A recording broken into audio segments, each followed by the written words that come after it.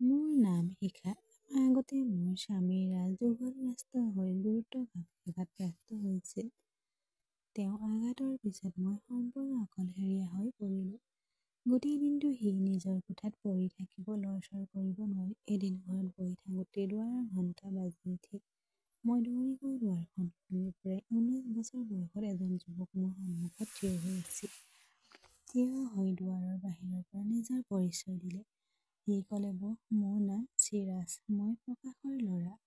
হয়তো পাপাই তোমাক মেছেজ পঠাইছে। লগে লগে প্ৰকাশৰ বাৰ্তাটো মনত পৰিল। মই ক'লো, হয়, সোমাই আহা। এই বুলি কৈ দুৱাৰখনৰ ঠাই দিলে।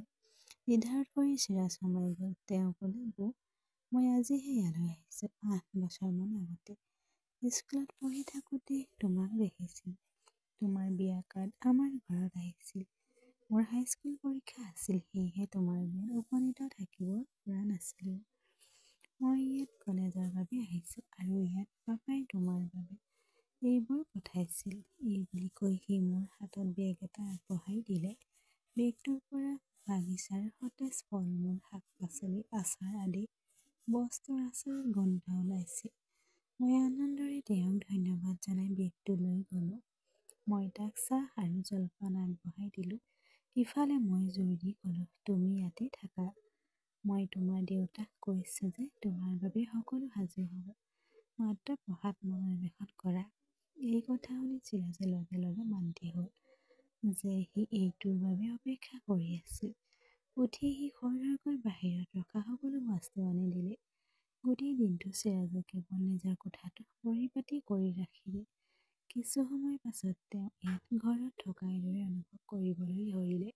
কিন্তু ইমান সোনকালে সি প্ৰেমত পৰিব বুলি মই কেতিয়াও কল্পনা কৰা নাছিলোঁ।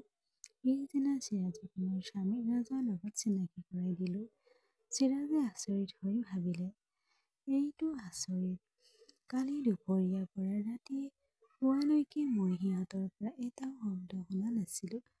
মোৰ এনে লাগিল যে মোৰ ভনীয়েকৰ বাহিৰে আন কোনোবাই ঘৰত থাকে। আনকি হোৱা নাছিল। চিৰাজক তাৰ চিন্তাত সুমুৱাবলৈ চেষ্টা কৰিলোঁ। আচলতে তাৰ এটা গুৰুতৰ দুৰ্ঘটনা হৈছিল। তেতিয়াৰ পৰাই বিচনাত পৰি আছে। গোটেই দিনটো শুই থাকে আৰু গোটেই ৰাতিটো শুই থাকে। কিন্তু কালি হয়তো অত্যাধিক ঔষধৰ বাবে গোটেই দিনটো আৰু গোটেই ৰাতিটো শুই থাকিল। দিনবোৰ এনেকৈয়ে পাৰ হৈ গৈছিল। চিৰাজৰ আগমনত মোৰ বৰ ভাল লাগিল। দুজন মানুহৰ এই নিৰ্জন ঘৰখনলৈ কিছু জীৱন কঢ়িয়াই আনিছিল। চিৰাজ বৰ ধুনীয়া আছিল আৰু মোৰ বহুত যত্ন লৈছিল। এদিন পাকঘৰত কাম কৰি থাকি গান গুণগুণাই থাকোঁতে চিৰাজে পাকঘৰত সোমাই মোক সহায় কৰিবলৈ ধৰিলে। মই হাঁহি হাঁহি ক'লো, চিৰাজ, তুমি এতিয়াও শিশুৰ দৰে। তোমাৰ কাম পঢ়া আৰু কেৱল পঢ়া। এই সকলোবোৰ কাম নকৰিবা। সি উত্তৰ দিলে, হয় পঢ়া-শুনা মোৰ কাম, কিন্তু মই ইমান সুলভ নহয়। মোৰ বয়স 20 বছৰ। মই আচৰিত হৈ চিৰাজৰ ফালে চাই ক'লো, হয় মই এতিয়া কলেজত পঢ়িছোঁ আৰু মই শিশুৰ নহয়। এই কথা শুনি মই নিমাত হৈ পৰিলোঁ।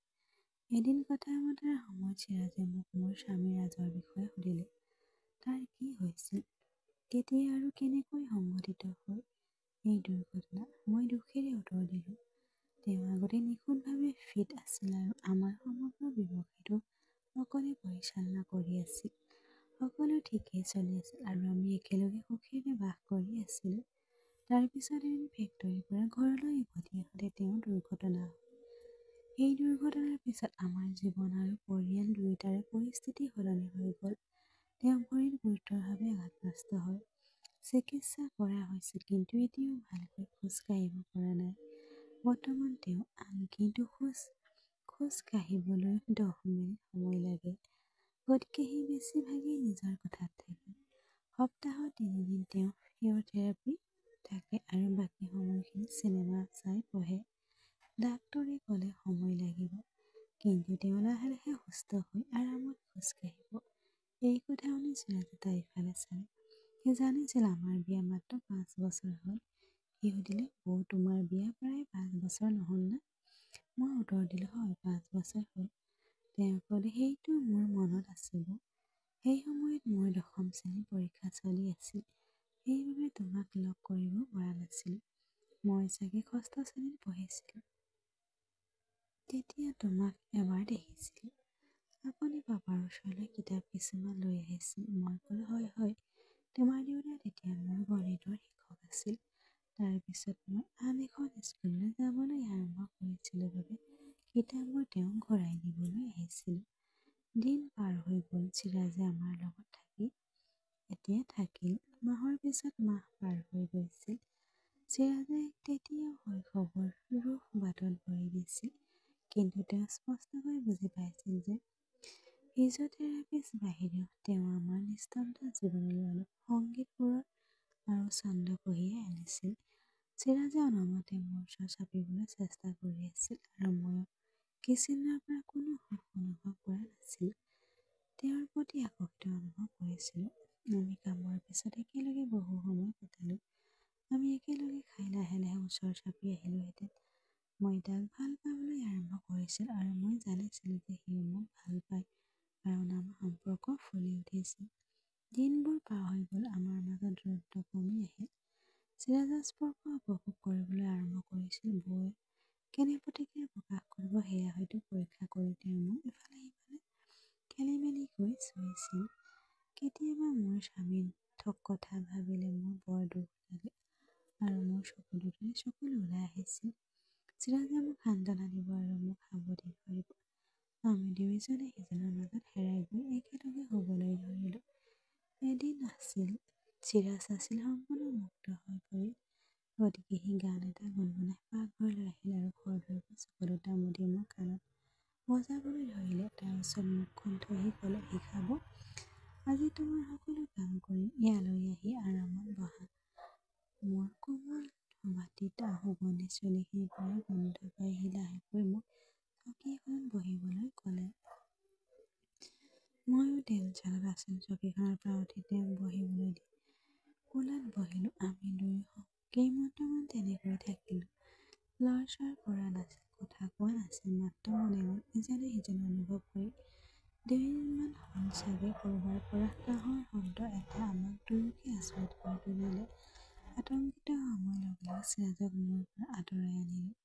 যদিও চিৰাজে মোৰ পৰা বিচ্ছিন্ন হৈ নিবিচাৰিছিল, তথাপিও অলপ সময় ভাবি সি হাঁহি হাঁহি পাকঘৰৰ পৰা ওলাই আহিল। আমাৰ একেলগে থকা মুহূৰ্তবোৰ মনত পেলাই সি বাহিৰত বহিল। মই সকলোবোৰ দেখিছিলোঁ। মই গৈ তাৰ কাষত বহিলোঁ। তাৰ গালত নখৰ চৰ এটা মাৰিলোঁ। আনখন গালত মিঠাই এটা চুমা দিলোঁ। উঠি যোৱাৰ আগতে চিৰাজে সুধিলে, বৌ, এইটো কিহৰ অন্যায়? থিয় হৈ মোৰ কাষতে কামত আহিল। সি মোক চুই থাকিল। এনে লাগিল যে মোৰ শৰীৰৰ মাজেদি বিদ্যুৎ চলি আছে। তেওঁৰ স্পৰ্শত মই ইমানেই আনন্দিত হৈ পৰিলোঁ, কেৱল মই আৰু মোৰ বিৰহত তিতি থকা হৃদয়খনে গম পাইছিল। ইমান সুন্দৰ অভিজ্ঞতা এটাৰ বাবে হাহাকাৰ কৰি আছিল। কিন্তু সেইদিনা ৰাতিপুৱা চিৰাজে মোৰ সকলো অসম্পূৰ্ণতা দূৰ কৰি পেলাইছিল। মৰুভূমিত মাহৰ পিছত মাহ ধৰি প্ৰচণ্ড বৰষুণ হৈছিল। আমি দুয়ো বিচনাত পৰি থাকিলোঁ, ক্লান্ত হৈ। তেতিয়া আকৌ কাঁহৰ শব্দ হ'ল। চাহ একাপ লৈ চিৰাজলৈ মৰমেৰে চাই ৰুমৰ পৰা ওলাই গিৰীয়েকৰ ৰুমলৈ গ'লোঁ। চিৰাজেও সাজ-পোছাক পিন্ধি ওলাই আহি ব্ৰেকফাষ্ট প্ৰস্তুত কৰিবলৈ ধৰিলে। মই মোৰ স্বামীৰ কাষত বহি তেওঁৰ স্বাস্থ্যৰ কথা সুধিলোঁ। বহুদিনৰ পাছতো যেতিয়া মই স্বামীৰ কোঠাৰ পৰা ওলাই নাহিলোঁ, চিৰাজ আকৌ অস্থিৰ হৈ পৰিল। ইচ্ছাকৃতভাৱে সি পাকঘৰৰ মাছৰ বৰ্তন পেলাবলৈ ধৰিলে। কিন্তু তাৰ ইংগিত শুনিও মই তাৰ ওচৰলৈ যোৱা নাছিলোঁ। মই মোৰ স্বামীৰ দুয়োখন হাতৰ তলুৱা আদৰ কৰি আছিলোঁ। কিন্তু চিৰাজৰ হাতৰ তলুৱা আদৰ কৰা যেন লাগিল। চিৰাজৰ লগত কটোৱা মুহূৰ্তবোৰ মই হেৰাই গ'লোঁ। নিজকে ক'লো, আমাৰ জীৱনলৈ প্ৰেম ঠিক এনেকৈ আহিব লাগে। বসন্তৰ দৰে মোৰ মাজেৰে এটা টিং অনুভৱ ঢৌ খেলি গ'ল। কিন্তু মই সম্পূৰ্ণ অজ্ঞাত আছিলোঁ যে মোৰ স্বামীয়ে নিৰ্বাচন অত্যন্ত আচহুৱা বুলি বিবেচনা কৰিছে।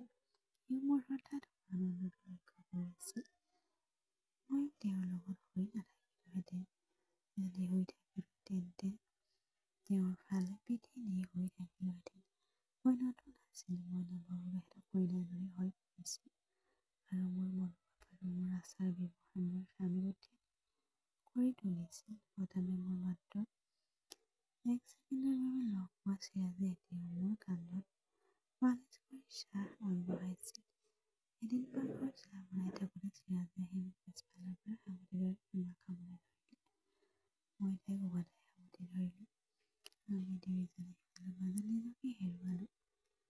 তেতিয়াই টুকুৰ মাৰিল। শব্দত চিৰাজ স্থগিত হৈ গ'ল। আমি পৃথক হৈ হাঁহিবলৈ ধৰিলোঁ। চিৰাজৰ মৰম পাই মোৰ অতি আনন্দ লাগি গ'ল। আগতে বোজা যেন লগা মোৰ জীৱনটো এতিয়া ফুল ডাৱৰ কপাহৰ গুটিৰ দৰে লাগিল। চিৰাজৰ আগমনক মই অলৌকিক বুলি গণ্য কৰিলোঁ। চিৰাজৰ আগমনৰ এবছৰ হ'বলৈ ওলাইছে। তাৰ উপস্থিত মই ফুলি উঠিলোঁ। এতিয়া আমাৰ সমগ্ৰ জীৱন আনন্দ